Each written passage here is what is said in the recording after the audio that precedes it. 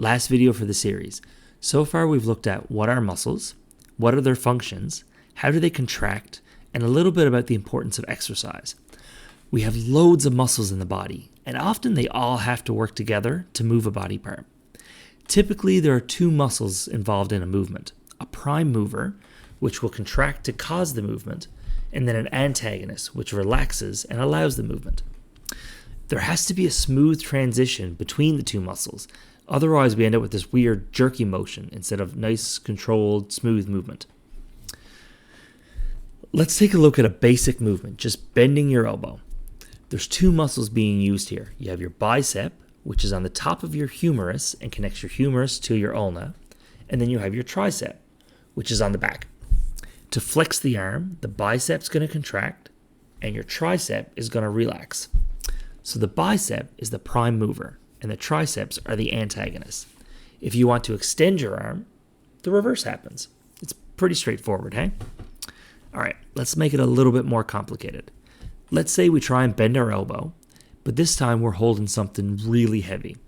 It's so heavy that we have to use our shoulders and our back muscles, like our trapezius muscles, to help pull. Maybe we use our deltoid muscle to try and stabilize our arm so it doesn't flop around during the lift. In this case, on top of the prime mover and the antagonist, we have two synergistic muscles that can provide more force or improve support for the motion. So now that we've covered that, let's talk more about movement. If we flex something, that means we're closing the joint or making the angle between the joints smaller, like making a fist. If we're extending or opening the joint, we're making the gap bigger. If we move a body part away from the midline, that's called abduction. If we move it towards the midline, that's adduction. Rotation is when we move the part around the longitudinal axis.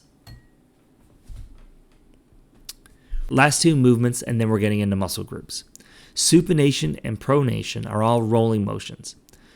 Supination being rotating the palm up, pronation being rotating the palm down. Whew. All right, back to it. Here's some muscle groups. Just like the bones, there are a lot of muscles, and the expectation here isn't that you know them all. I made a list of the muscles that I expect you guys to be familiar with. Know the location and what the function is for everything on that list. So, starting with the head, we have a whole bunch of facial muscles. These muscles are actually very important as they all work together to allow us to express all kinds of emotions.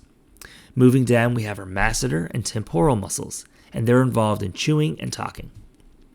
Your trapezius muscles allow you to extend your head and elevate your shoulders, while your sternocleidomastoid muscles help flex your head.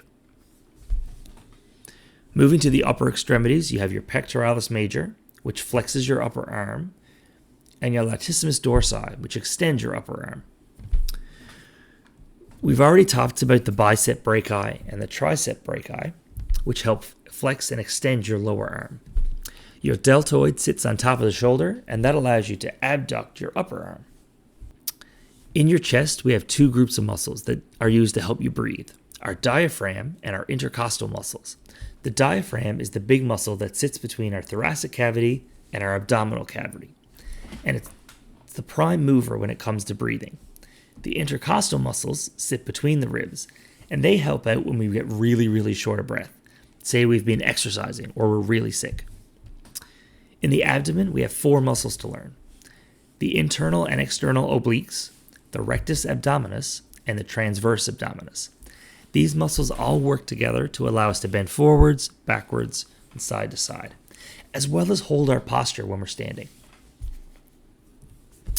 The iliopsoas muscle is the muscle that lets us flex our hips, either by lifting the thigh or bending at the waist, like in a sit-up.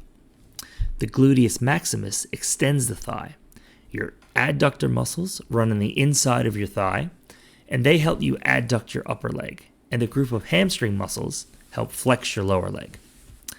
Lastly, on the front of the thigh, we have the quadricep group, which allows us to extend the leg.